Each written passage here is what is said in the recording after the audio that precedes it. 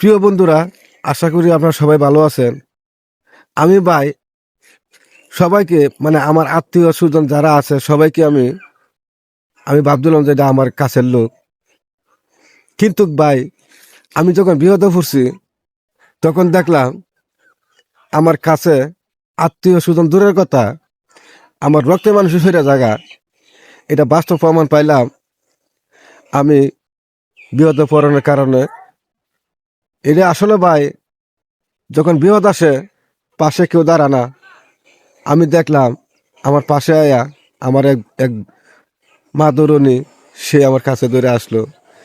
তে আমি আজ থেকে ভাবলাম যে যারা গুণষ্ঠীর মানুষ, আমার যারা রক্তের মানুষ, ওরাই যদি আমার পাশ থেকে তারা চলে যায়, তো এটা অনেকটা বুক ভরা কষ্ট।